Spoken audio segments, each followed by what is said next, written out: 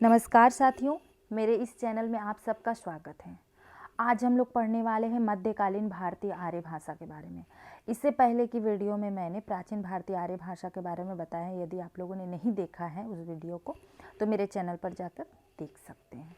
तो चलिए आज के यह टॉपिक शुरू करते हैं। तो आज का जो टॉपिक है वह है मध्यकालीन भारतीय आर्य भाषा। ठीक है, तो मध्यकालीन भारतीय आर्य भाषा का समय क्या रहा? तो मध्यकालीन भारतीय आर्य भाषा का समय रहा 500 ईसा पूर्व से 1000 ईस्वी तक। ठीक है, 500 ईसा पूर्व से 1000 ईस्वी तक का समय मध्यकालीन भारतीय आर्य भाषा का रहा। इस पूरे कालखंड को 3 कालखंडों में बांटा गया है। ठीक है, इस पूरे कालखंड को 3 कालखंडों में बांटा गया है। तो देखिए कौन कौन सा है। प्रथम प्राकृत यानी पाली, द्वितीय प्राकृत यानी प्राकृत और तृतीय प्राकृत यानी अपभ्रंश।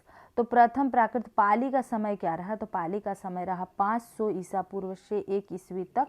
द्वितीय प्राकृत यानी प्राकृत का समय रहा 1 ईस्वी से 500 ईस्वी तक और तृतीय प्राकृत यानी अपभ्रंश का समय रहा 500 ईस्वी से 1000 ईस्वी तक। अब हम लोग पढ़ेंगे पाली के बारे में। पाली जो कि प्रथम प्राकृत, ठीक है, प्रथम प्राकृत भी बोलते हैं इसको। तो पाली का अर्थ बुद्ध वचन होने से यह मूल त्रिपिटक ग्रंथ के लिए प्रयुक्त हुआ है और पाली में ही त्रिपिटक ग्रंथों की रचना हुई है। तो क्वेश्चन यदि इस तरह से रहे कि त्रिपिटक ग्रंथों की रचना किस में हुई है, तो पाली में हुई है। और पाली में जो है बुद्ध का वचन है, ठीक है, बुद्ध वचन है। तो बुद्ध के वचन जो है वो पाली में ही है और त्रिपिटक ग्रंथ की रचना जो है पाली में हुई है। अब देखिए त्रिपिटकों की संख्या कितनी है? त्रिपिटकों की संख्या 3 है। कौन कौन सा है? सुत्त पिटक, विनय पिटक और अभिधम पिटक। ठीक है, तो त्रिपिटकों की संख्या कितनी है? 3 है। कौन कौन सा है? सुत्त पिटक, विनय पिटक और अभिधम पिटक। आगे क्या है? बौद्ध धर्म के प्रचार प्रसार के उद्देश्य से सम्राट अशोक के पुत्र कुमार महेंद्र त्रिपिटकों के साथ श्रीलंका गए। ठीक है, तो बौद्ध धर्म का प्रचार प्रसार किसने किया? तो बौद्ध धर्म का प्रचार प्रसार कुमार महेंद्र ने किया। ठीक है, तो कुमार महेंद्र जो थे वो त्रिपिटकों के साथ श्रीलंका गए और वो किसके पुत्र थे? तो वो अशोक के पुत्र थे। ध्यान रखेंगे। तो बौद्ध धर्म के प्रचार प्रसार के उद्देश्य से सम्राट अशोक के पुत्र जो कुमार महेंद्र थे, कुमार महेंद्र जो थे वो त्रिपिटकों के साथ कहाँ गए? श्रीलंका गए। यानी कुमार महेंद्र ने बौद्ध धर्म का प्रचार प्रसार किया। ठीक है, उसके बाद क्या है? पाली भारत की प्रथम देश भाषा है। तो भारत की प्रथम देश भाषा क्या है? तो भारत की प्रथम देश भाषा है पाली। ठीक है, भारत की प्रथम देश भाषा कौन है? पाली। उसके बाद देखिए सुत्त पिटक साधारण बातचीत के ढंग पर दिए गए बुद्ध के उपदेशों का संग्रह है। तो देखिए 3 पिटक, ठीक है, त्रिपिटक है, उसकी संख्या कितनी है? 3। कौन कौन सा है? सुत्त पिटक, विनय पिटक, अभिधम्म पिटक। ठीक है, तो सुत्त पिटक में क्या है? सुत्त पिटक में बुद्ध का उपदेश है। तो बुद्ध का उपदेश हमें कौन से पिटक में देखने को मिलता है? तो सुत्त पिटक में। उसके बाद विनय पिटक में बुद्ध की उन शिक्षाओं का संकलन है जो उन्होंने समय समय पर संघ संचालन को नियमित करने के लिए दिया था।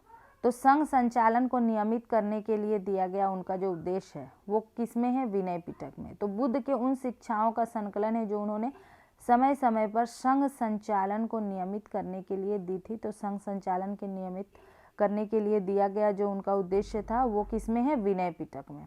उसके बाद है अभिधम्म पिटक। अभिधम्म पिटक में चित्त, चैतसिक आदि धर्मों का विशद विश्लेषण किया गया है। ठीक है, तो चित्त, चैतसिक ये सब धर्म का हम लोग को देखने को कौन से पिटक में मिलता है? चित्त, चैतसिक ये सब अभिधम्म पिटक में देखने को मिलता है। तो जो 3 पिटक हैं, ठीक है, कौन कौन सा है? सुत्त पिटक, विनय पिटक और अभिधम्म पिटक। तो सुत्त पिटक में हम लोगों ने पढ़ा सुत्त पिटक में क्या है? तो बुद्ध के उपदेश हैं। विनय पिटक में क्या है? उन्होंने संघ संचालन को नियमित करने के लिए जो बात कही थी वो है। उसके बाद तीसरा जो कि अभिधम्म पिटक है उसमें चित्त, चैतसिक ये सब धर्मों का विशद विश्लेषण किया गया है। तो ये सब जो धर्म है चित्त, चैतसिक ये सब धर्म हमें अभिधम्म पिटक में देखने को मिलती है। उसके बाद क्या है कि पाली में त्रिपिटक साहित्य के अलावा और क्या क्या है? ठीक है, त्रिपिटक तो है ही, इसके अलावा और क्या क्या है? तो पाली में त्रिपिटक साहित्य के अलावा है अट्ठकथा साहित्य, ये अट्ठकथा साहित्य है। उसके बाद मिलिंद पन्हो है, दीपवंश है, महावंश आदि ग्रंथ भी महत्वपूर्ण स्थान रखते हैं। तो पाली में हमें त्रिपिटक साहित्य के अलावा और क्या क्या देखने को मिलता है?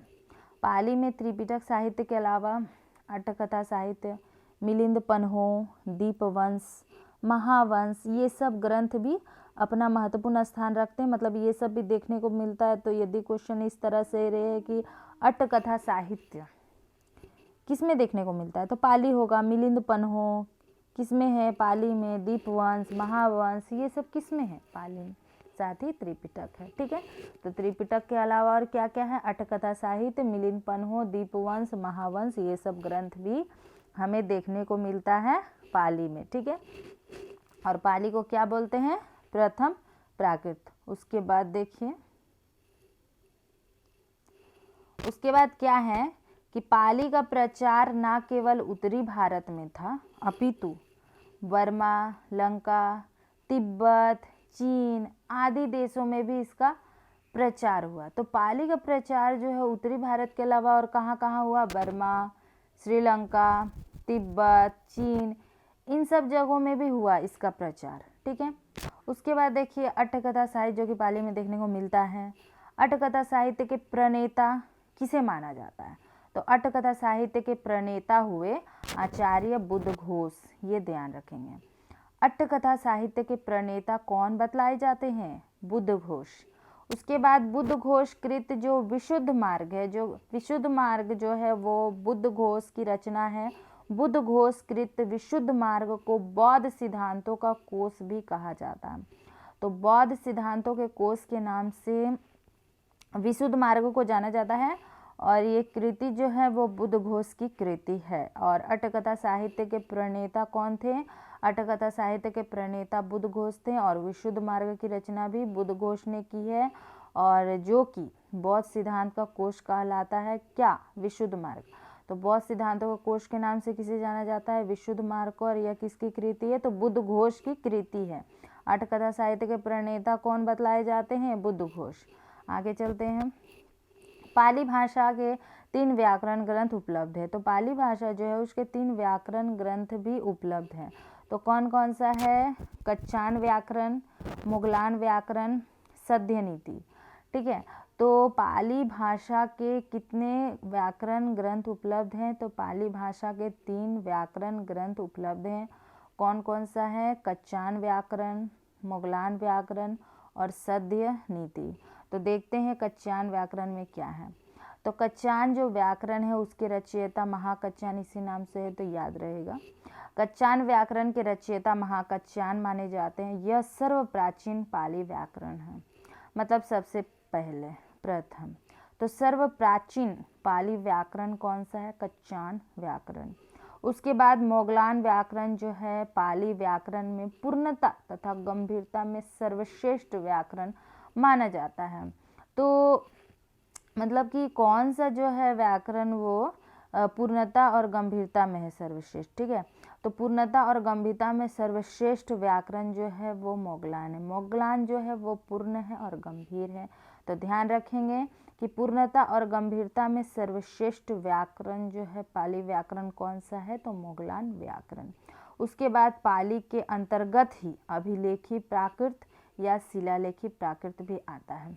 तो अभिलेखी प्राकृत, शिलालेखी प्राकृत ये किसके अंतर्गत आता है? तो पाली के अंतर्गत, जिसे प्रथम प्राकृत भी कहते हैं। तो पाली के अंतर्गत ही अभिलेखी प्राकृत या शिलालेखी प्राकृत भी आता है। ठीक है, हो गया। उसके बाद हम लोग पढ़ेंगे प्राकृत यानी द्वितीय प्राकृत। तो द्वितीय प्राकृत यानी प्राकृत में क्या है? प्राकृत प्राचीनतम प्रचलित जन भाषा है। प्राकृत प्राचीनतम प्रचलित जन भाषा है।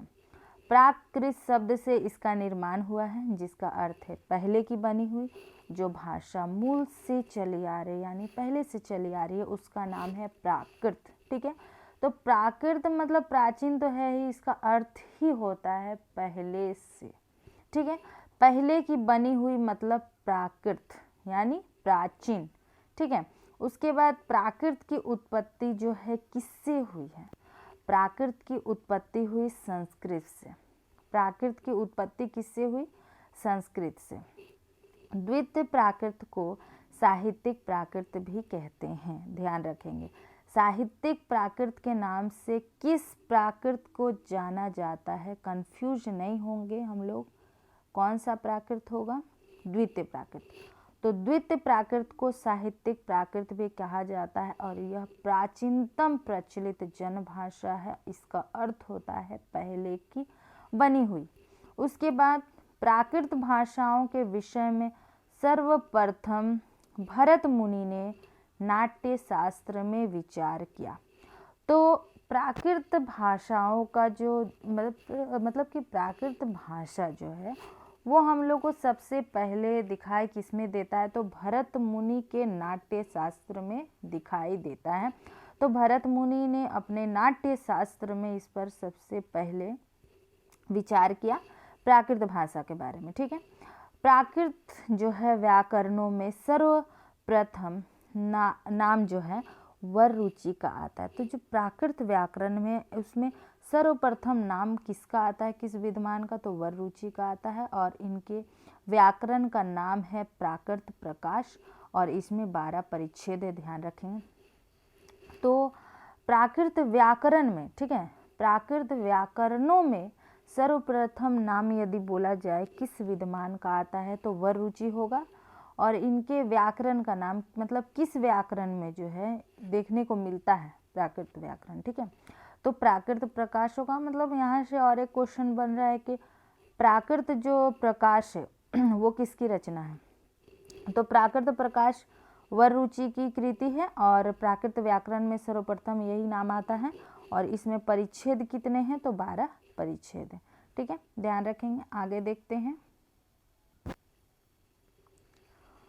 उसके बाद देखिए वररुचि ने प्राकृत प्रकाश जो इनकी कृति है उस ग्रंथ में प्राकृत भाषा के 4 भेद बताए हैं। इन्होंने प्राकृत भाषा के 4 भेद बताए हैं, ठीक है। कौन कौन सा? महाराष्ट्री, पैसाची, मागधी और शौरसेनी। ये 4 भेद इन्होंने बताया है अपने ग्रंथ प्राकृत प्रकाश में। किसने? वररुचि ने। तो वररुचि ने प्राकृत प्रकाश ग्रंथ में प्राकृत भाषा के 4 भेद बताए हैं। कौन कौन सा है? नाम याद रखेंगे, महाराष्ट्री, पैसाची, मागधी और शौरसेनी। उसके बाद हेमचंद्र ने अपने प्रसिद्ध ग्रंथ प्राकृत व्याकरण, ठीक है, इनकी कृति क्या है? प्राकृत व्याकरण। तो प्राकृत व्याकरण की इनकी कृति है हेमचंद्र की। तो इन्होंने अपने ग्रंथ में जो है प्राकृत भाषा के 3 भेद बताए हैं। तो कौन कौन सा है? अर्धमागधी, चुलिका पैसाची और अभ्रंश। तो ये 3 भेद जो है हेमचंद्र ने अपने प्रसिद्ध ग्रंथ प्राकृत व्याकरण में बताया है। तो अलग अलग विद्वानों ने अपने अलग अलग मत दिए हैं, ठीक है। जैसे कि वररुचि ने प्राकृत प्रकाश अपने ग्रंथ में प्राकृत भाषा के 4 भेद बताए, तो कौन कौन से था? महाराष्ट्री, पैसाची, मागधी, शौरसेनी। और हेमचंद्र ने अपने प्रसिद्ध ग्रंथ प्राकृत व्याकरण में जो है प्राकृत भाषा के 3 भेद बताए। कौन कौन सा? अर्धमागधी, चुलिका, पैसाची और अभ्रंश। तो इस तरह से अलग अलग विद्वानों ने अलग अलग मत प्रस्तुत किया है। उसके बाद आचार्य दंडी ने अपने प्रसिद्ध ग्रंथ काव्यादर्श, ठीक है, आचार्य दंडी का कौन सा ग्रंथ है? काव्यादर्श। इन्होंने काव्यादर्श में महाराष्ट्री को सर्वोत्कृष्ट प्राकृत भाषा बतलाया है, ठीक है। तो आचार्य दंडी ने, ध्यान रखेंगे, आचार्य दंडी ने सर्वोत्कृष्ट प्राकृत भाषा जो है किसे बोला है? तो महाराष्ट्री को। तो आचार्य दंडी ने अपने प्रसिद्ध ग्रंथ काव्यादर्श में महाराष्ट्री को ही सर्वोत्कृष्ट प्राकृत भाषा बतलाया है। उसके बाद राजा हालकृत जो गाथा सप्तशती है वो महाराष्ट्री प्राकृत में लिखी गई है, ध्यान रखेंगे।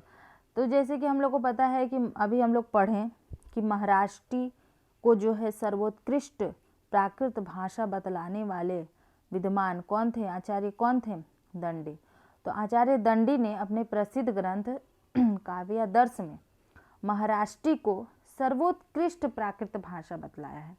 तो और जो गाथा सप्तशती है, ठीक है, गाथा सप्तशती जो कि राजा हाल की रचना है, राजा हालकृत गाथा सप्तशती है, वो जो है महाराष्ट्री प्राकृत में लिखी गई है। ध्यान रखेंगे जो गाथा सप्तशती है वो कौन से भाषा में, महाराष्ट्री में, महाराष्ट्री प्राकृत में, ठीक है। उसके बाद आते हैं हम लोग सौरसेनी के बारे में पढ़ लेते हैं। सौरसेनी प्राकृत मूलतः सूरसेन या मथुरा के आसपास की बोली थी। तो ध्यान रखेंगे, इस स्थान का नाम याद रखेंगे कि सौरसेनी प्राकृत सूरसेन या मथुरा के आसपास की बोली थी। मध्य देश की भाषा होने के कारण सौरसेनी का बहुत आदर था। मध्य की भाषा थी तो इस भाषा का बहुत आदर था। सौरसेनी मूलतः नाटकों के गद्य की भाषा थी। यह नाटकों के गद्य की भाषा थी सौरसेनी। और वर रुचि ने सौरसेनी प्राकृत को ही प्राकृत भाषा का मूल माना है, ठीक है। तो वर रुचि ने जो 4 भेद किए थे प्राकृत का, तो कौन कौन सा, महाराष्ट्री, पैसाची, मागधी और सौरसेनी।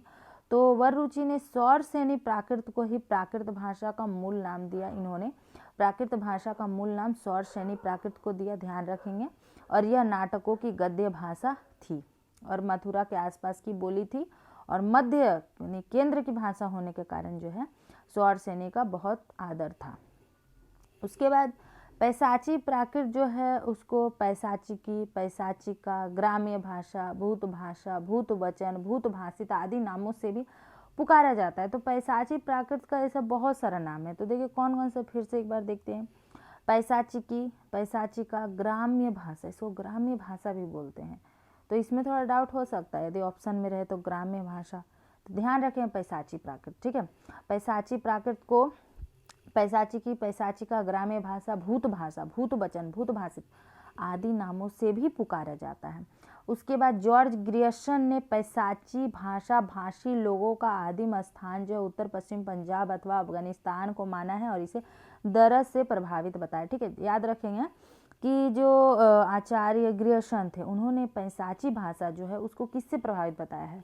तो जॉर्ज ग्रियर्सन ने पैसाची भाषा को दरज से प्रभावित बताया। ध्यान रखें पैसाची का संबंध उन्होंने दरज से किया है, दरज से प्रभावित बताया है पैचासी भाषा को, पैसाची भाषा को। और इस भाषाभाषी लोगों का आदिम वास स्थान जो है उन्होंने उत्तर पश्चिम पंजाब और अफगानिस्तान को माना है, ध्यान रखेंगे। उसके बाद क्या है, मागधी के बारे में पढ़ते हैं हम लोग। मागधी क्या है, तो मागधी प्राकृत मगध देश की भाषा रही है। तो मगध देश की भाषा मागधी रही है। मार्कंडेय ने सौरसेनी से मागधी की व्युत्पत्ति बताई है। तो मार्कंडेय ने किससे जो है मागधी की उत्पत्ति बताई है, तो सौरसेनी से। और मागधी प्राकृत का प्राचीनतम रूप जो है अश्वघोष के नाटकों में मिलता है, ध्यान रखेंगे। अश्वघोष के जो नाटक थे उसमें कौन से प्राकृत देखने को मिलता है, तो मागधी प्राकृत देखने को मिलता है। ये ध्यान रखेंगे हम लोग कि मागधी प्राकृत का प्राचीनतम रूप हमें देखने कहाँ मिला, तो अश्वघोष के नाटकों में। अश्वघोष के नाटकों में मागधी प्राकृत देखने को मिला सबसे पहले। उसके बाद आते हैं अर्धमागधी में। तो अर्धमागधी प्राकृत के संबंध में जॉर्ज ग्रियर्सन ने बताया कि यह मध्य देश सूरसेन, मतलब मध्य की भाषा थी सूरसेन, हम लोग को पता था सौरसेनी। तो अर्धमागधी प्राकृत के संबंध में जॉर्ज ग्रियर्सन ने बताया कि यह मध्य देश सूरसेन अथवा अयोध्या कौशल की भाषा थी, ठीक है। तो जॉर्ज ग्रियर्सन ने बताया क्या कि ये अर्धमागधी प्राकृत के संबंध में जॉर्ज ग्रियर्सन ने क्या बताया कि यह जो थी मध्य देश, ध्यान रखें, मध्य देश सूरसेन अयोध्या या कौशल की भाषा थी। तो ये सब जो स्थान है ये अर्धमागधी से संबंधित है, ठीक है। तो आगे देखते हैं क्या है। उसके बाद क्या है, अर्धमागधी का प्रयोग मुख्यतः जैन साहित्य में हुआ है, ठीक है। तो किस साहित्य में अर्धमागधी का प्रयोग हुआ है, तो जैन साहित्य में। इसका केंद्र क्षेत्र हम लोग देखे थे ना, कौशल था, अयोध्या था, जॉर्ज ग्रियर्सन के अनुसार, ध्यान रखेंगे। तो अर्धमागधी का प्रयोग जो है जैन साहित्य में हुआ है, जैन साहित्य में इसका प्रयोग हुआ है। और भगवान महावीर का संपूर्ण धर्मोपदेश जो है इसी भाषा में निबद्ध है। ध्यान रखें, बहुत इंपॉर्टेंट क्वेश्चन है कि भगवान महावीर का संपूर्ण धर्मोपदेश जो है किस भाषा में निबद्ध है, तो अर्धमागधी में, ठीक है, अर्धमागधी। तो अर्धमागधी का प्रयोग जो है जैन साहित्य में हुआ और भगवान महावीर का संपूर्ण धर्मोपदेश जो है इसी भाषा में निबद्ध है, अर्धमागधी में। उसके बाद जैनियों ने अर्धमागधी को ऋषि भाषा कहा, आदि भाषा, ये सब नाम से भी अभिहित किया, ठीक है। तो जैनियों ने अर्धमागधी को किस भाषा से अभिहित किया, ऋषि भाषा, आदि भाषा, ये सब नाम से भी उन्होंने अभिहित किया इसे। उसके बाद डॉक्टर जैकोबी ने प्राचीन जैन सूत्रों की भाषा को प्राचीन महाराष्ट्री कहकर जैन महाराष्ट्री नाम दिया।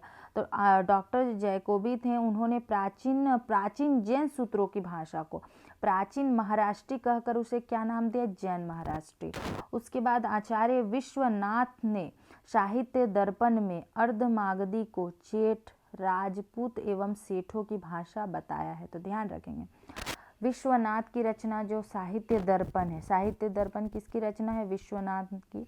तो आचार्य विश्वनाथ ने साहित्य दर्पण में अर्धमागधी को क्या क्या नाम दिया, तो अर्धमागधी को चेट, राजपूत और सेठों की भाषा बताया है। ध्यान रखेंगे, अर्धमागधी का प्रयोग जो है जैन साहित्य में हुआ और भगवान महावीर का संपूर्ण धर्मोपदेश जो है अर्धमागधी भाषा में ही देखने को मिलती है। और जैनियों ने अर्धमागधी को ऋषि भाषा, आदि भाषा नाम भी से अभिहित किया है। और आचार्य विश्वनाथ ने अपने ग्रंथ साहित्य दर्पण में अर्धमागधी को चेट, राजपूत एवं सेठों की भाषा बताया है। ध्यान रखेंगे, ये हो गया, हम लोग पाली पढ़ लिए जो कि प्रथम प्राकृत है, दूसरा हम लोग द्वितीय प्राकृत यानी प्राकृत पढ़ लिए। अब हम लोग पढ़ेंगे अपभ्रंश के बारे में जो कि तृतीय प्राकृत है। ठीक है, तो देखिए अपभ्रंश क्या है, पढ़ते हैं हम लोग। अपभ्रंश मध्यकालीन भारतीय आर्य भाषा और आधुनिक भारतीय आर्य भाषा के बीच की कड़ी है। ठीक है, मतलब अपभ्रंश जो है मध्यकालीन भारतीय आर्य भाषा और आधुनिक भारतीय आर्य भाषा के बीच की कड़ी है। मतलब मध्यकालीन भारतीय आर्य भाषा की समाप्ति और आधुनिक भारतीय आर्य भाषा का शुरुआत का दौर जो है वो अपभ्रंश रहा।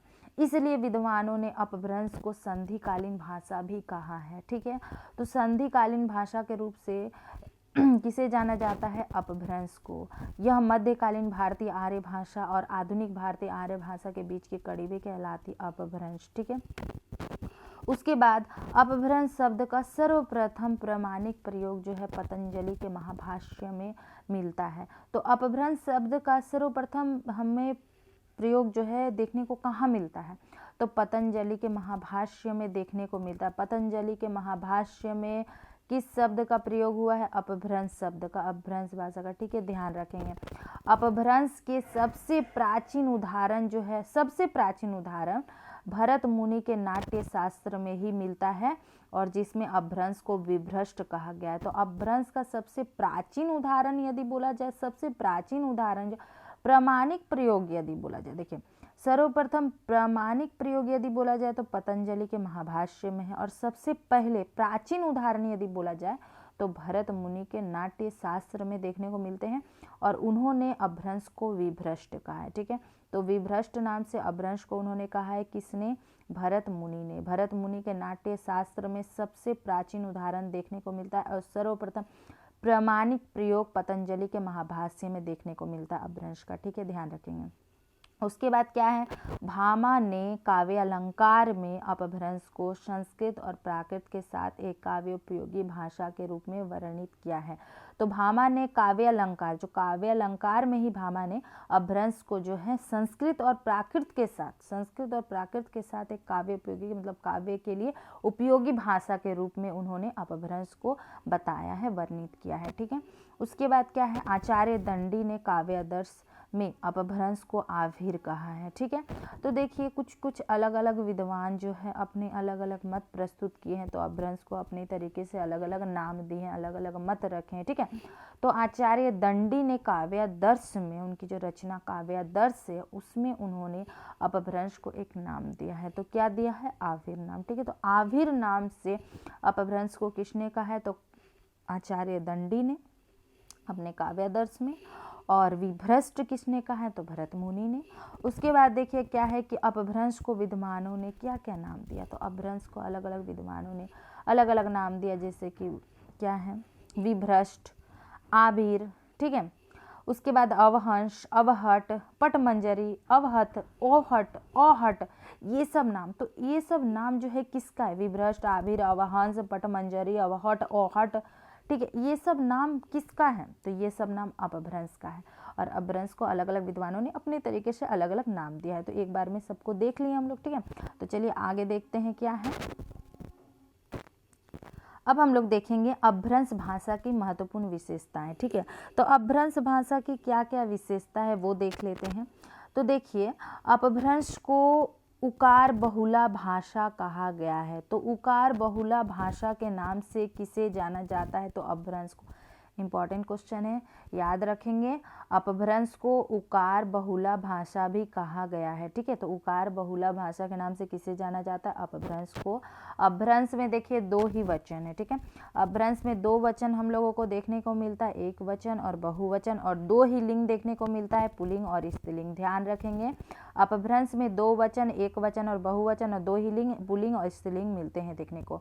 उसके बाद अवहट अपभ्रंश का ही परवर्ती रूप है। तो अपभ्रंश का परवर्ती रूप कौन है? तो अपभ्रंश का परवर्ती रूप है अवहट। अवहट जो है अपभ्रंश का ही परवर्ती रूप है।